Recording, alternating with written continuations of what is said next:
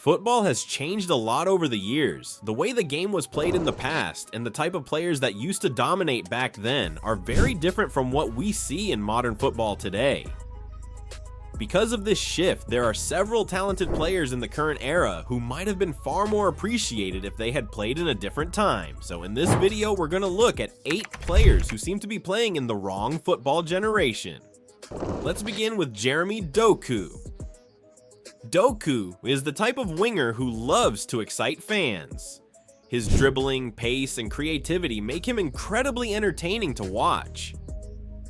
But in today's game, wingers are judged heavily by their goals and assists. Back in the late 90s or early 2000s, a player like Doku would probably have been praised much more simply for how enjoyable he is to watch. Football then was more about flair and entertainment, and there was far less pressure from social media constantly analyzing every single performance. For example, in 2005, Ronaldinho won the Ballon d'Or while playing as a winger and scored only 9 league goals that season, yet he was still considered the best player in the world. Even players like Eden Hazard built legendary reputations mainly through creativity and dribbling rather than huge goal numbers. But today, even though Doku consistently beats defenders and creates chances, he often doesn't receive the same level of respect from fans or rivals, and it really makes you wonder how different his reputation would be if he had played in an earlier era. Now, moving on to another player who seems out of place in modern football, Arda Güler.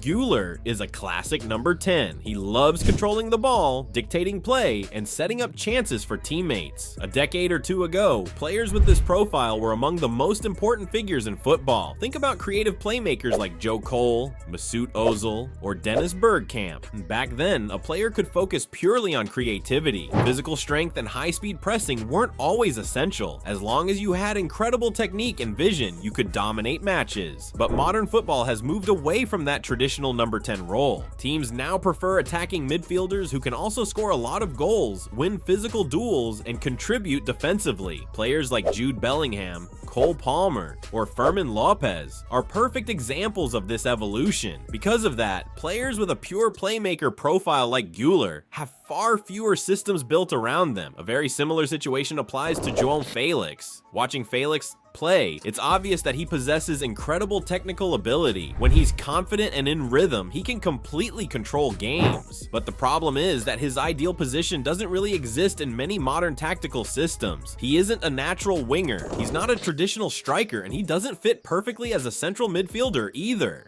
Félix is most comfortable operating just behind a striker in a free attacking role, similar to how Kaká used to play. However, modern teams rarely build their tactics around that type of player anymore. Some critics say Félix struggles with consistency, but in earlier eras, inconsistency didn't damage a player's reputation the way it does now. Without social media constantly evaluating every performance, players had more freedom to go through ups and downs. For example, when Kaká won the Ballon d'Or in 2007, he went 3 months without scoring a league goal. Even Zinedine Zidane experienced long scoring droughts during his career. Yet both are still remembered as all-time greats, which makes you think that Félix might have thrived in those earlier generations. Another interesting case is Omar Marmoush.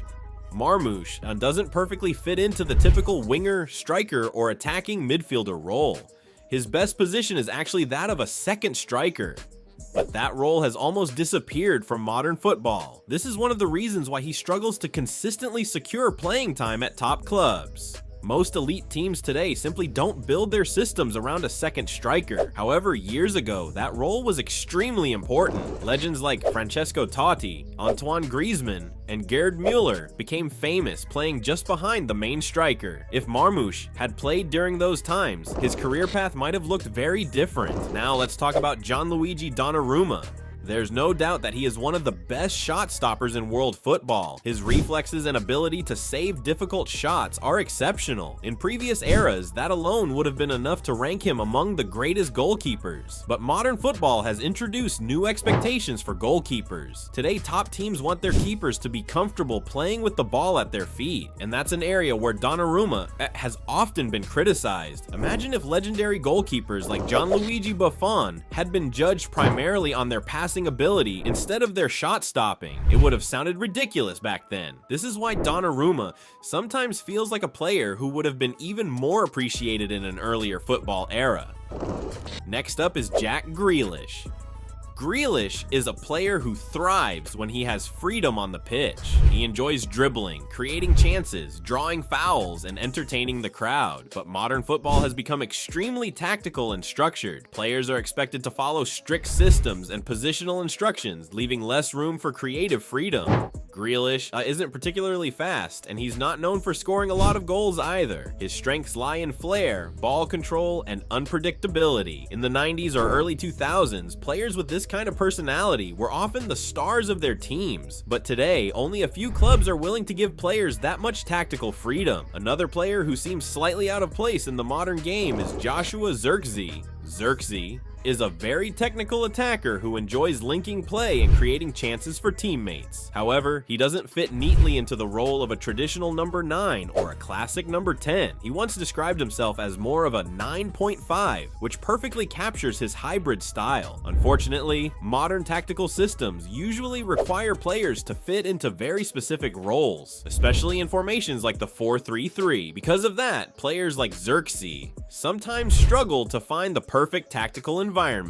Finally, we have Ferland Mendy. Mendy is a very solid defensive left back. His strength, positioning, and defensive awareness make him reliable when it comes to stopping attackers. But modern fullbacks are expected to contribute heavily in attack as well. They are now required to overlap, deliver crosses, assist goals, and sometimes even score themselves. For a player like Mendy, on whose strengths are mainly defensive, this shift has made things more difficult. In earlier generations, defenders were judged almost entirely on their defensive abilities. But today, attacking contribution has become an essential part of the role. So while Mendy remains a strong defender, the expectations of the modern game don't always suit his style. And that's why he also feels like a player who might have been better suited to a different era of football. Now we'd like to hear your thoughts. Do you agree with these choices? Are there other players you think would have thrived in a different generation? Let us know your opinions in the comments. If you enjoyed the video, make sure to leave a like and subscribe to the channel. Also, turn on notifications so you never miss our future uploads. Thanks for watching, and we'll see you in the next video. Bye.